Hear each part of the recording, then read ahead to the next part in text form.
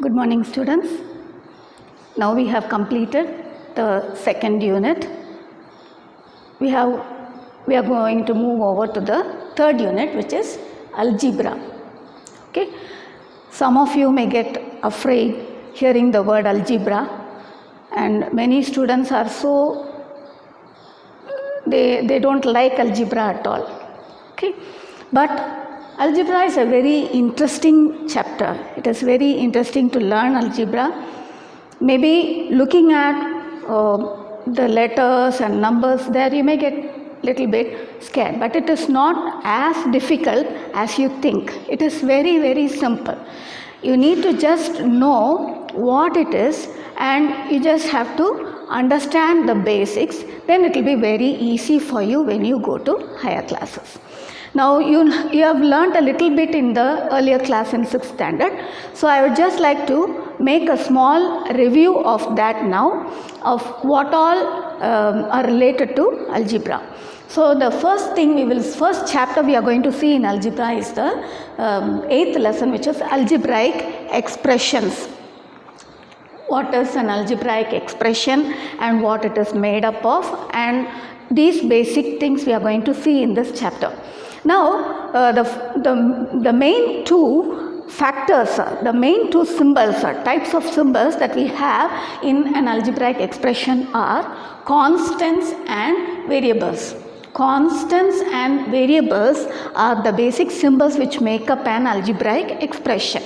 What is a constant? A constant is just a number, in other words. Okay, a constant is just a number. It has a fixed value.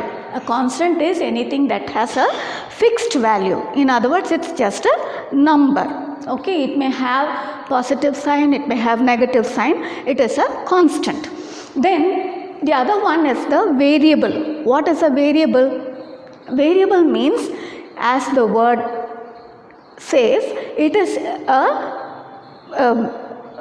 term which it is a symbol which takes different values. It varies, it takes different values. So we put letters for that. Maybe we can use X, Y, Z, A, B. All these are variables. So in this example, I have taken an example. It is 5x plus 3. The variable used here is X, and the constant is 3. Now any expression is made up of constants and variables put together with some basic operations like addition, subtraction, multiplication and division. So these are algebraic expressions which are formed. So this expression is formed by multiplying x with 5x we have, and then added to 3. So we get 5x plus 3. So this is a basic, it is an algebraic expression. It is an example of algebraic expression. And in any algebraic expression, there are terms put together. There are some terms.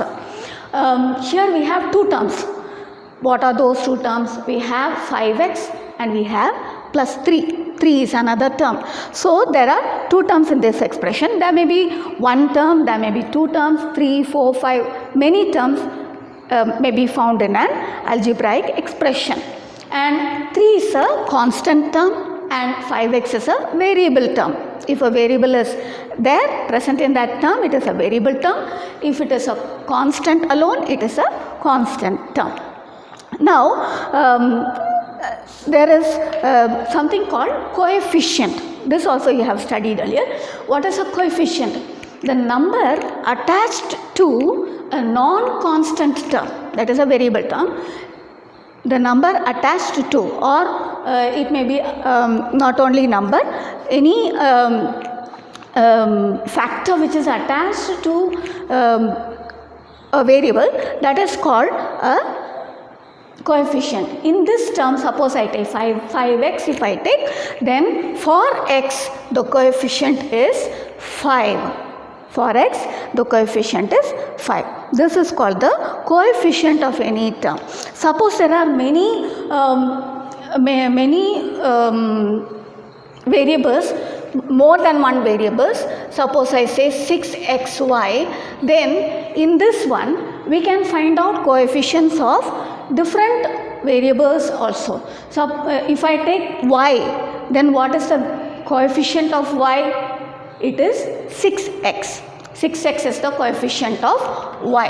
If I take x, what is the coefficient? It is 6y. If I take x, then the coefficient of x will be, what is remaining, that will be the coefficient. So if I take x, then the coefficient of x is 6y. So all this you have learnt earlier, so I am not going to do more on this. Okay, now we have learnt also about like terms and unlike terms in your earlier class. What is like terms? Like terms means the terms which are having the same variables with the same power. Okay, that power also should be the same and the variable also should be the same. The factors are same in that. So they are like terms. And what are unlike terms? Unlike terms means the factors will be different. The variables, the powers may differ. Here we have taken for example 3xy and minus 2yx for like terms. Here the variables, here is xy and here the order is little different, yx, but still they are also x and y only. So the variables are same. Though the coefficient for xy is different, here it is 3, here it is minus 2, but the variable if we see here both are same, xy, and there also x and y are there, xy. So these two are like terms. Here if another we have taking another example for unlike terms. xy and x squared y. Here the power of x is differing. Therefore, we cannot take them to be like terms. They are different. So, xy and x squared y are unlike terms.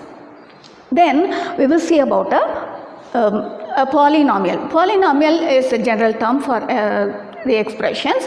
It may be a single. A single means it is a monomial, as we have studied earlier in your earlier class. The term, the expression, if the expression has just a single term, it is a monomial. If it has two terms, it is a binomial. If it has three terms, it is a trinomial. Then four terms also it is quadrinomial, and generally it is a polynomial. And one condition for polynomial is the variable should not have a negative power. That means it should not come in the denominator. The variable should not come in the denominator. I have taken an example for a polynomial, 5x minus 8x squared plus 3 by 2 x cube minus 6x power 4. Here none of the variables are coming in the denominator. The powers are all in the positive. So that is the condition for a polynomial. And for any polynomial we can find the degree. The degree is the highest power of the variable. For this polynomial we have the degree to be 4 because the highest power here is 4. So this is a polynomial of degree 4. That is what we see from this. Now there are polynomials in 2 or more variables also. This is a polynomial of a single variable, but we have polynomials of different variables also. So this much is just enough for you to know about in this chapter, but I will do some more for you in the exercise, just how to form algebraic expressions. Okay, now we will see few sums in exercise 8.1. Here you just have to know how to form an algebraic expression, and the remaining sums, it's just a revision for you. It will be a revision for you. So I will be doing just the first 3 sums in your book. So you can see the first sum from your book. See the first sum. Form the algebraic expressions using variables, constants and arithmetic operations.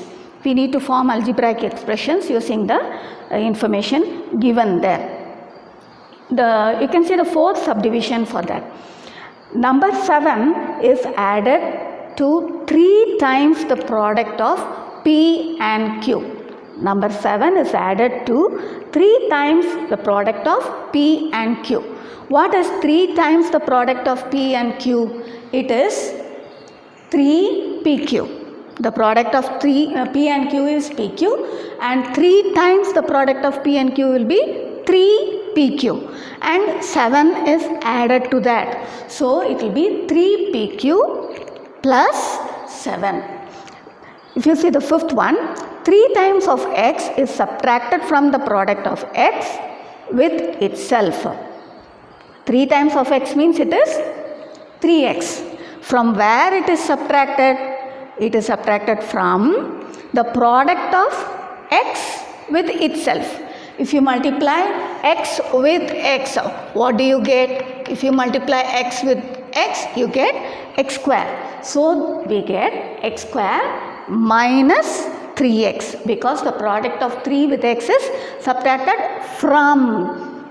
So what it is subtracted from will come in the beginning, as I told you many times. So x square minus 3x we get. Then see the sixth one. Sum of the numbers m and n is subtracted from their product. The sum of numbers m and n, which will be m plus n, is subtracted from their product. Product of m into n, that we can write as mn. So mn minus of, and m plus n should be put in bracket, within brackets, because it is the sum together is subtracted from mn. So we have to put that within brackets. It is very important. Now go to the second question. Let me read that. A taxi charges rupees 9 per kilometer and a fixed charge of rupees 50. If the taxi is hired for x kilometers, write an algebraic expression for this situation. The taxi is charging rupees 9 per kilometer. That means for 1 kilometer the charge is rupees 9. Then for x kilometer, that is what they are saying, it is rupees 9x. And initially they told not only 9 per kilometer, there is another fixed charge of rupees 50. So that is the constant, you should understand. So the variable is 9x and the constant is 50 to be added. So we get the expression for this problem which is to be solved. Write an algebraic expression for x kilometers, that will be rupees 9x plus 50. Now see the third sum in your book. Write down the algebraic expressions whose terms are, I will do the third subdivision for you. X squared y, xy minus xy squared. 3 terms are given. X squared y, xy and minus xy squared. We have to form an algebraic expression with these terms. Here it is not very difficult, just we have to put the signs in between and write.